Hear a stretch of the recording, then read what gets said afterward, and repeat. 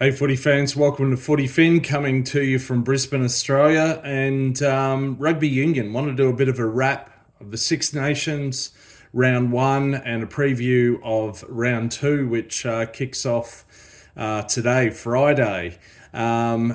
Briefly, here in Australia and New Zealand, the Super Rugby season is about to get underway next weekend. So we've had trials between the Blues and the Hurricanes, the Brumbies and the Waratahs, the Reds have played away in Bristol, and then they have Belfast this weekend. So that all kicks off very soon. But anyway, on to the Six Nations. Now, the results from round one really were pretty predictable.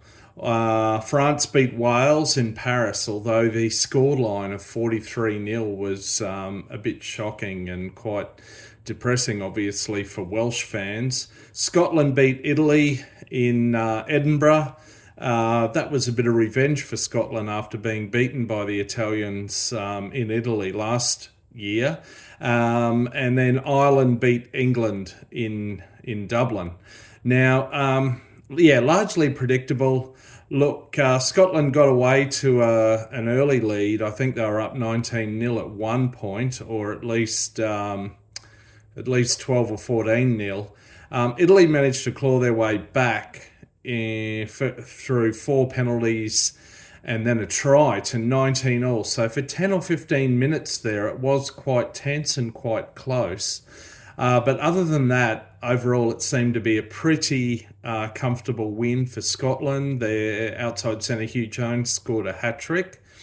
So the Italians will be a bit disappointed there.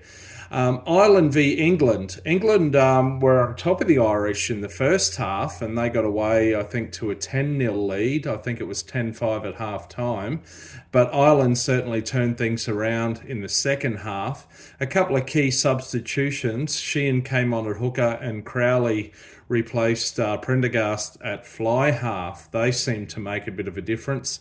So Ireland came away with a pretty easy win in the end, although they took their foot off the accelerator in the final minutes and let England in for two tries and a losing bonus point. They'll be a bit disappointed about that. But anyway, fairly predictable scorelines and winners in the end overall. Look, I've been a bit ambivalent, a bit sort of apathetic about these Six Nations overall, but I've sort of changed my mind a little bit. And maybe part of the reason for that was I watched Full Contact Series 2 this week. It had its moments, it had its ups and downs, but the end result is it has made me a bit more interested about this year's Six Nations. I mean, I think that's what it's designed for, right? Anyway, it's had that effect on me because it reminded me of some of the contests from last year, particularly in the case of Italy. They had their best tournament ever, 2 wins and a draw. The draw was against France. Of course, fly half Garbisi had to rush a penalty kick at the end after just really bad luck. The ball fell off the tee. France were maybe illegally charging it down. It bounced off the post and missed for a 13-all draw. But they did very well. So there were some other close contests. So look, I'm a bit more interested in this. Not as interested as many of those who live in one or another of those Six Nations. But anyway, looking ahead to round two. So Italy take on Wales in Rome. This should be actually the best contest of round two. Italy beat Wales in 2022 and 2024. Both of those were in Cardiff, though, not in Rome. Wales, sadly, haven't won a test match since the Rugby World Cup 2023. That would be October 2023 in the pool match of one or another pool match. So really dire straits for Wales. I do feel for their supporters. Look, I've made my views on Warren Gatland known before. I don't think he should be coached, but somehow he can't. They don't seem to want to sack him. Anyway, look, I feel for the Welsh supporters. On the other hand, I'm kind of excited about Italy and would like to see them do well. But let's see. Who knows? Either team could win. England versus France from Twickenham. Look, England sadly, since last year's Six Nations, the only team they've beaten in the Test match has been Japan. So they've had a really bad run of form.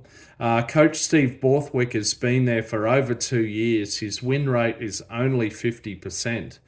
So a lot of England supporters are asking themselves, are these stats actually acceptable, and how long do you tolerate this kind of thing and keep Borthwick in the coaching job?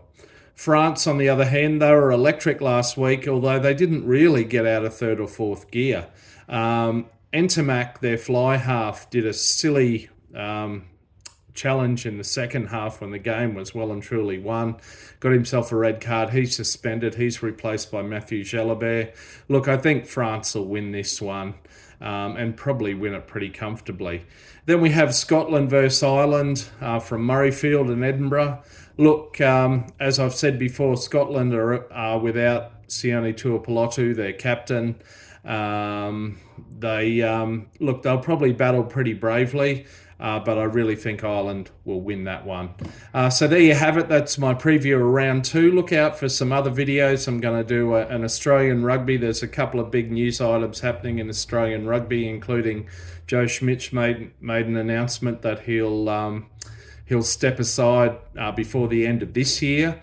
And who will take over? Let's wait and see. There's a few names being thrown around. Anyway, that's it from me for now. Enjoy the Six Nations round two. And in the meantime, you might catch me around the middle of a rolling mall. See ya.